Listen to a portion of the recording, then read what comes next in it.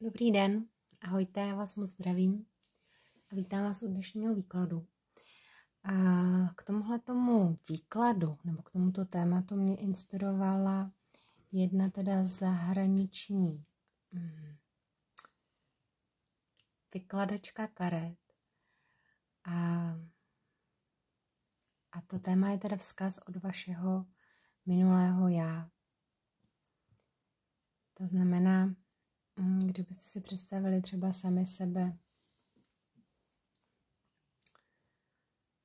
a já věřím tomu, že i karty ukáží, kdy zhruba, tak co vlastně je to důležité, co na dnešní situaci máte oceňovat, abyste vlastně vy sami viděli ten pokrok, ten progres, který jste udělali. A dneska teda jsem záměrně zakryla ty názvy těch karet, nebo těch archetypů, které jsou vlastně těmi úvodními kartami, abyste si skutečně vybírali pouze a jenom podle toho obrázku. Tak první, druhý, třetí, věřím, že to nebude zbytečně dlouhé, ale že vás ani neošidí. Posunu ty balíčky a začneme. Tak, balíček číslo 1. Tak, vzkaz od vašeho minulého já. Tak jak vidíte, ten náboj té vaší hromádky je spojený s atributem milence nebo milenky. A z největší pravděpodobností teda se tady setkáváme s jakousi vnitřní nedoceněností. Setkáváme se s tím, že vy jste v té době,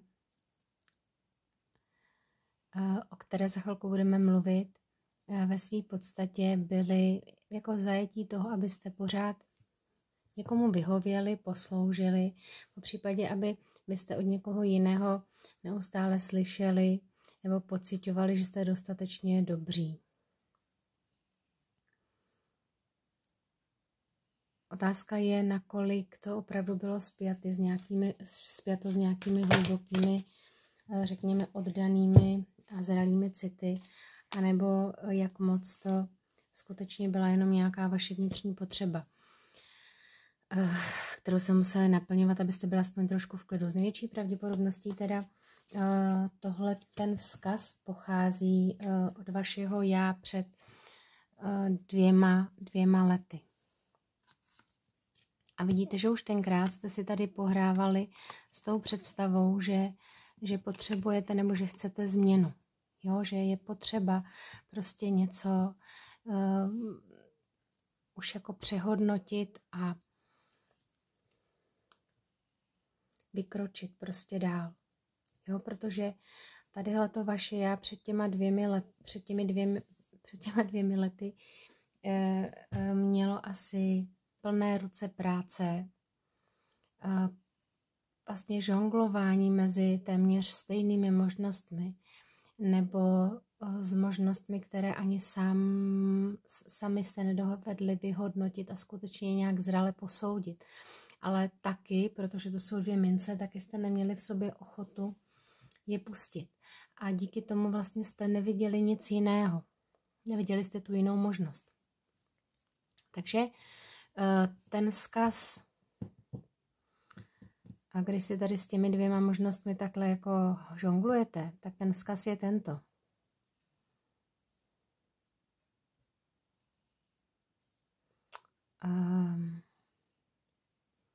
Je potřeba se začít, nebo je dobře, že si se ponořil nebo ponořila do toho svého dětského nitra a dal si šanci tomu vnitřnímu hlasu promluvit k tobě, promlouvat k tobě a zase si hrát a zase nějakým způsobem hledat tu radost v tom životě, znova ji objevovat a pokusit se minimálně zatěžovat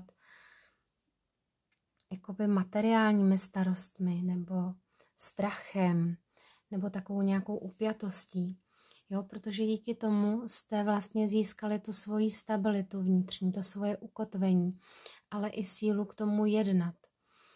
A možná i to vás přivedlo do nějakého vztahu nebo do nějakého partnerství, ale už to mohlo být třeba i partnerství, opravdu jako rovnocenné partnerství se sebou, a nebo na druhou stranu vás to mohlo i jakoby přinutit odejít z nějakého vztahu, protože díky tomu té změně, která přišla, tak jste začali posuzovat ten svůj život, sebe a všechno, co do ní přichází, mnohem objektivnějším pohledem. No, je vidět, že vlastně jste prošli takovou tou fází, kdy všechno padá, protože už to jako nemůže dál pokračovat, protože to trápení už je tak hluboký, že vám vlastně přináší i nějaký třeba i psychický obtíže, jo, ať už je to nespavost nebo deprese a podobně. Prostě už to nešlo dál.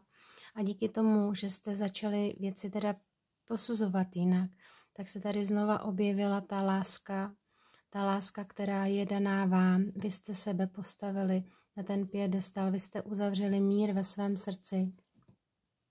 Vy jste vlastně sebe začali doceňovat. A teď tady už jsou ty lekníny, co rostou z toho bahna, ty plody té transformace. A jako kdybyste právě přestali tu lásku, kterou v té pozici milence člověk očekává zvenku, jako kdybyste ji přestali hledat venku, ale jako kdybyste ji začali pěstovat uvnitř, a to je vlastně ta cesta ven, to je ta cesta k tomu vykoupení, k tomu osvobození. Jo, protože když se ještě podíváme tady na ty karty orákula, no, tak to je obdoba. Tady vlastně vidíme toho člověka, který nežije reálný život, pořád si něco jakoby promítá, projikuje. Je to všechno vlastně na bázi té hlavy, logiky těchto energií. Je to taková odpojenost od těch citů a pocitů. Je to snění o mnohých možnostech, z nichž aspoň jednu proměnit vyžaduje opravdu jako rozhodnutí a následování. A vidíte, že tady ta žena není sama sebou, nosí masky i na těch obrazech, jak si je stylizovaná. Je tam sama, ale na druhou stranu tady vidíme, že už se ukotvuje nebo prorůstá už to její upevnění až skrz celé její tělo, až vlastně skrz tu korunní čakru. Takže i tady ty karty jako kdyby mluvily o nějaké transformaci, která teda pokračuje. To znamená, to vaše minulé já neskutečně oceňuje tu cestu z toho labirintu, z toho Babylonu, kdy se honíte za tou láskou, kterou chcete dostávat zvenku, a najednou vy víte, že musí přicházet zevnitř a vy si ji najednou jakoby zevnitř dáváte a vy se najednou staráte o ten svůj zdroj, staráte se o ten svůj vnitřní pramen, staráte se o tu svoji kašnu. No, tak to je asi všechno. Tak to je cesta vlastně lásky, cesta od nedostatku lásky k sebelásce, k dokonalému naplnění a pochopení nějakého životního nedostatku. Tak, druhá hromádka, tak ta se jmenuje Vizionář. Tak vy, kteří jste si vybrali druhý balíček, tak ten vzkaz pro vás od toho vašeho minulého já bude asi zaměřený na to, že jste v té době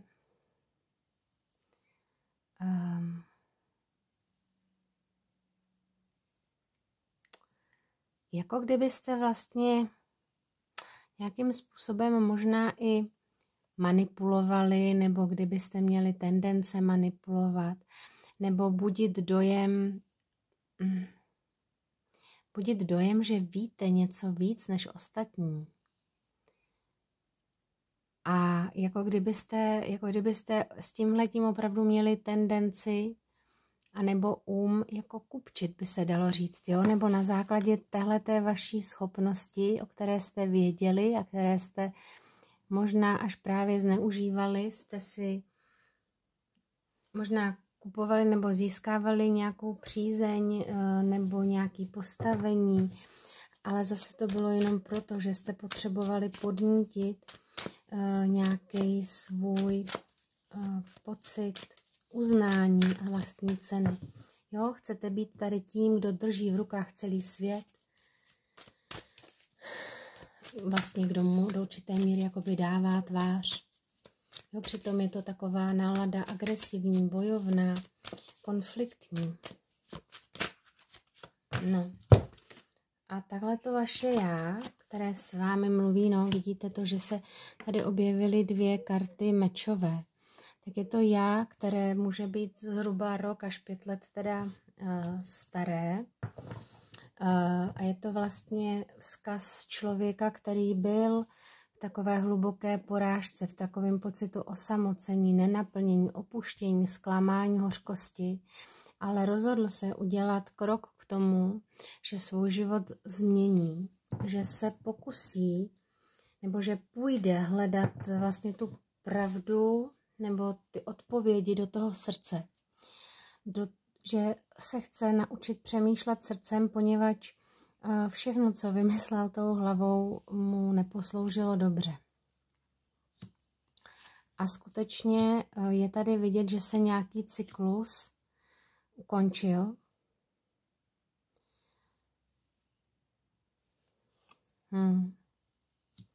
Nějaký cyklus se ukončil a si se to teda týkalo, no podívejte, je to báječný. Tak. Tady je to takový trošku další. No nic, nevadí to. Takže tadyhle ten, kdo si vybral toho vizionáře.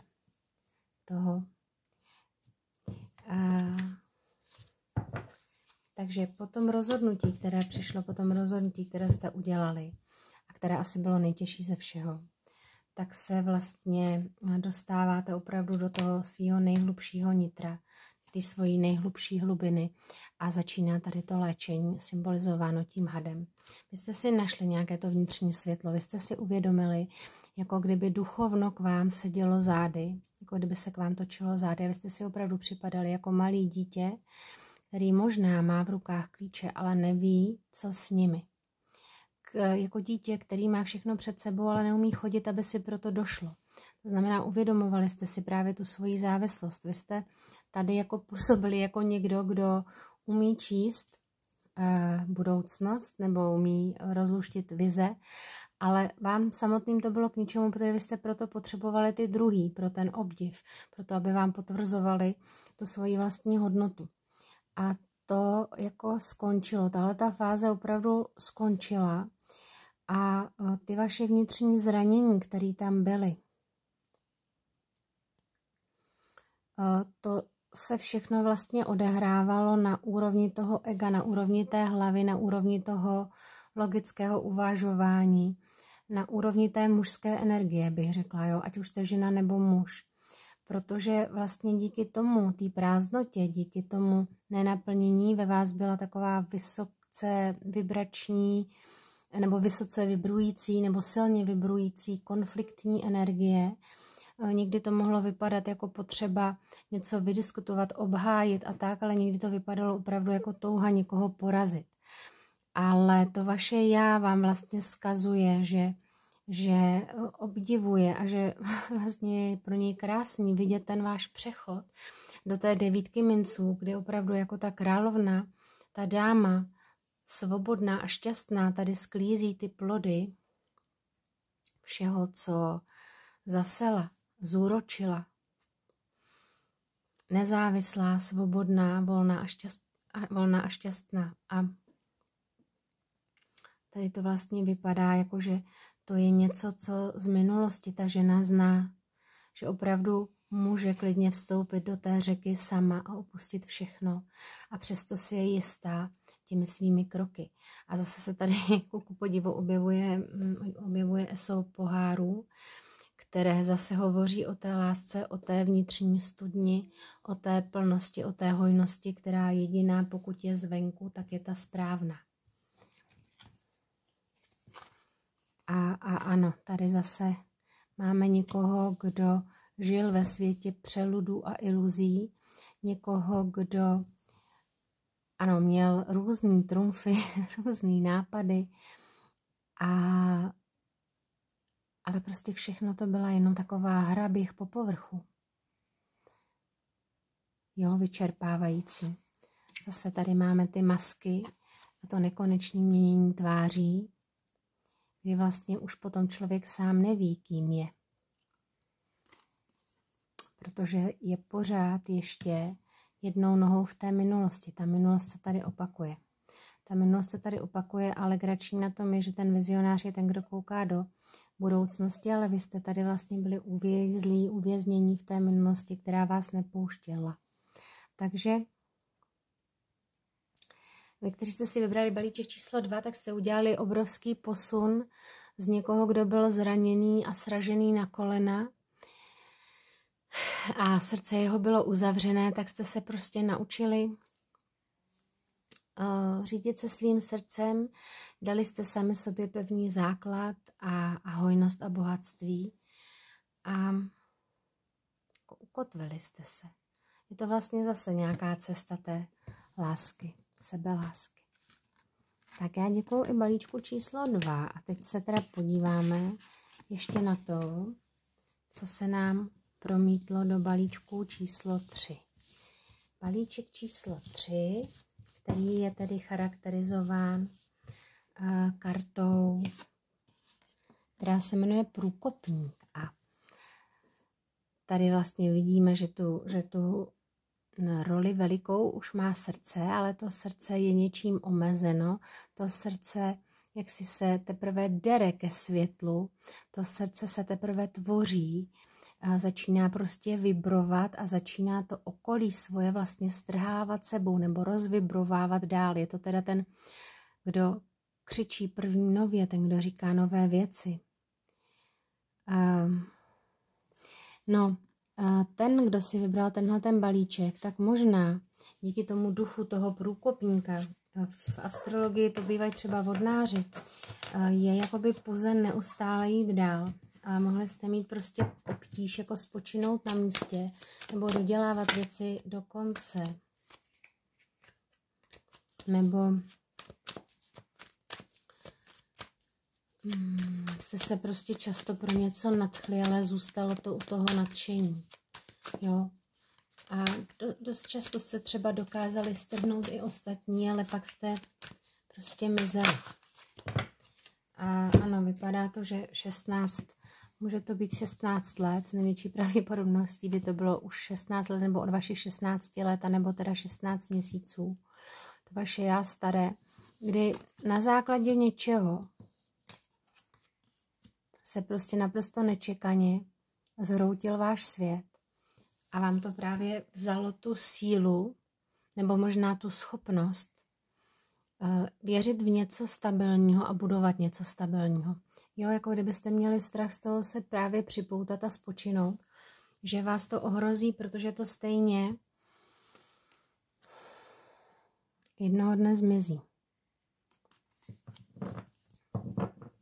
Že tam prostě pro vás jako není ta stabilita. A to vaše teda budoucí já, to minulé já, které vlastně stálo, mělo prostě pocit, že spravedlnost k němu stojí zády, tak spravedlnost k němu stojí zády a že se vlastně o všechno musí velmi intenzivně jakoby prát a budovat sám, tak vlastně to vaše minulé já najednou vidí, že vy jste se opravdu propracovali k tomu novému začátku, že se ta karta obrátila, že vy najednou jste se dostali, že se to vaše srdce otevřelo, protože tady máte 10 mincí, kartu blahobytu, hojnosti, rodiny, naplněných emocí a že jste vlastně překonali tu jako nepříjemnou fázi a že vám bylo vlastně i z nebe pomoženo a že váš život se skutečně z té stagnace dostává do pohybu a vy tady vycházíte nebo loučíte se prostě s tou svojí minulostí. Opravdu uzavíráte tu minulost a ve své podstatě jako kdybyste se opravdu postavili do té své síly. Jako kdyby najednou v tuhletu chvíli jste se odhodlali už i k tomu, že chcete vidět výsledky toho svého konání, že vydržíte počkat a vidět, co se stane. Jo, že se rozhodnete podívat se i na tu druhou stranu té mince, že už vás nežene strach z toho, co bude, že už vás to nežene pryč. Jo, že už se nepotřebujete prostě bránit a obhajovat, že jste připraveni na to prostě vidět, jako vidět to. Takže to vaše minulé já, které bylo takové rozechvělé a opravdu jakoby plné strachu ze spočinutí, tak najednou vlastně naprosto obdivně a láskyplně se dívá na vás, jak dokážete nalézt to vaše naplnění i v nějakém jakoby dlouhodobějším horizontu. No, podívejte, že tahleta karta velmi koresponduje s tím strachem. Tohle je karta strachu. Takže vy jste prošli tím lesem, překonali jste ten svůj strach, dostali jste se prostě k tomu klíči, odhalili jste to svoje vnitřní tajemství. Jo, odhalili jste ho.